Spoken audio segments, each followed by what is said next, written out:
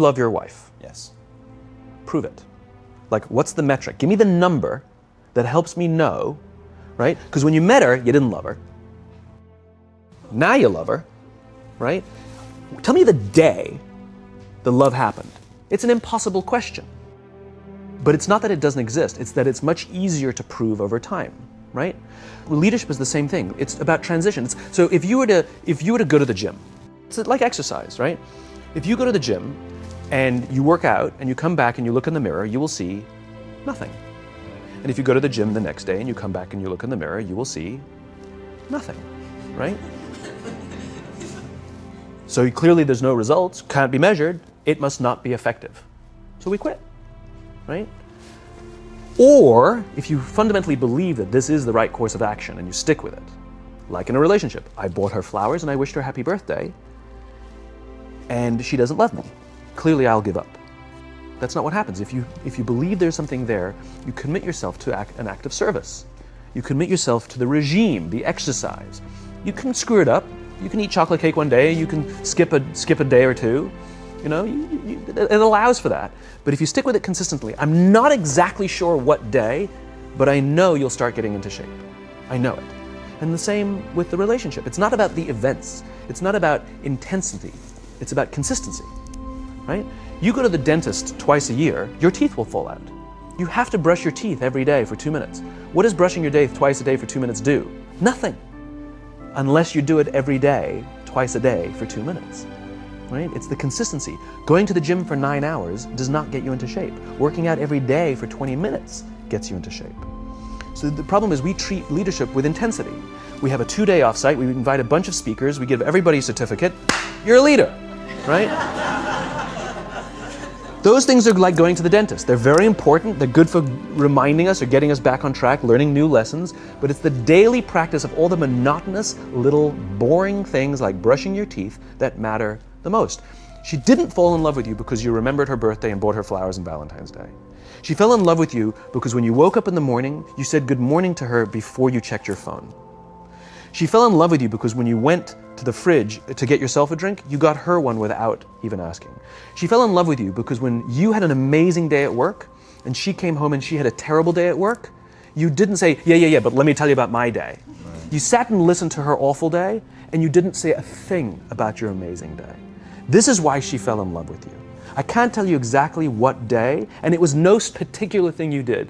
It was the accumulation of all of those little things that she woke up one day and as if she pressed a button, she goes, I love him, right? Leadership is exactly the same. There's no event. There's no thing I can tell you you have to do that your people will trust you. It just doesn't work that way.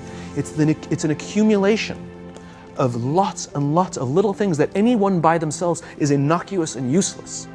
Literally, pointless by themselves. People will look at little things that are good leadership practices and say, that won't work, and you're absolutely right. But if you do it consistently, and you do it in combination with lots of other little things, like saying good morning to someone, that looking them in the eye.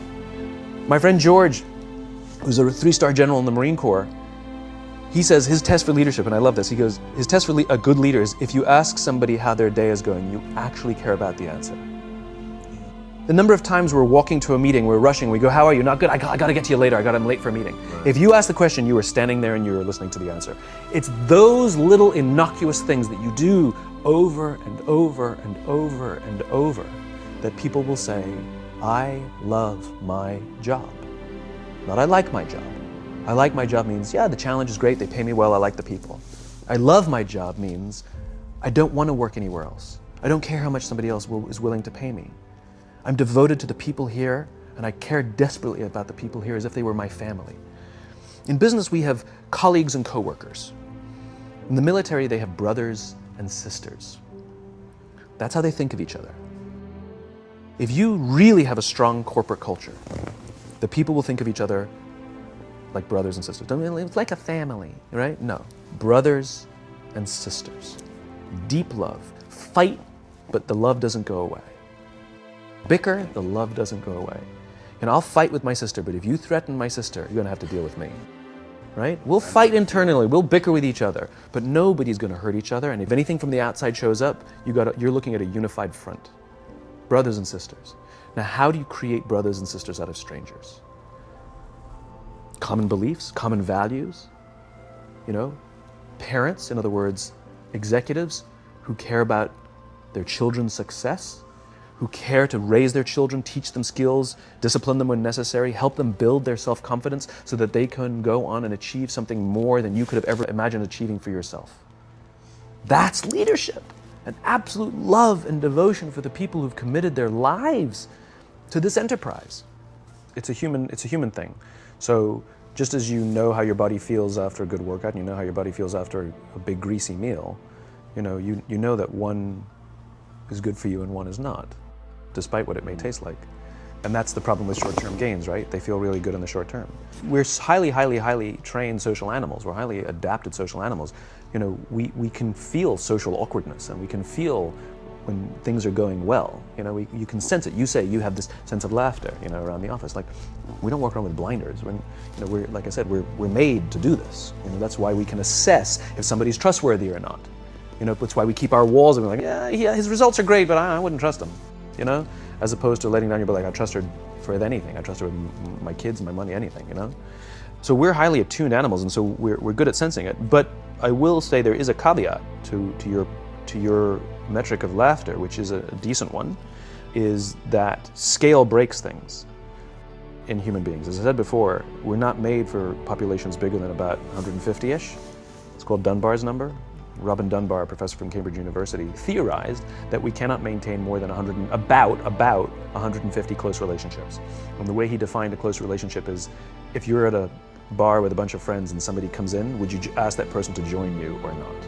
And it's about 150 that we would ask them to come join us. And if you think about the reason, that actually makes perfect sense, which is there's two limiting factors. One is time. If you only gave 2 minutes to every person you know, you'd make no close friends. And the other one is memory. You just can't remember everybody. And so this is where leadership becomes very, very interesting, because if you have a company that has a lot of people, 5, 6, 7, 800 people, 1,000, 2,000, 5,000 people, clearly you can't know everyone. And clearly as a CEO, like, I care about every single one of my people. You don't even know. Some of the people you work for who work for you are bastards. You don't care about them, right? So it's a nonsense statement. But what you can say is, I desperately care about the people whose names I know and whose faces I recognize. And I care desperately about my leadership, and I instill in them every day that I will give them the tools, and I will take care of them with one purpose and one purpose only, that they will take care of the people in their charge. And I want those people to take care of the people and instill in them that they take care of the people in their charge. And then by the time you get down to the masses, where the actual 1,000 exist, because of the seniors it's like 20, where the real 1,000 exist, they feel about 150 of them can look to one of their direct leaders, to one of their direct managers, and say, that person cares about me.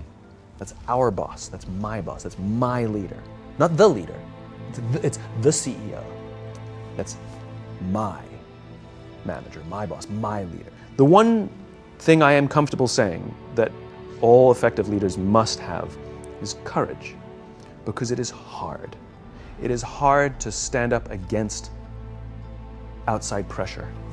It is hard to stand up to an external constituency who's pushing you to do something for their short-term gain, to do the right thing for your people. It is hard. It is thankless. It is lonely. Sometimes you get fired. Sometimes you get in trouble. Sometimes you'll lose your job and the next guy will get all the credit. It's all true.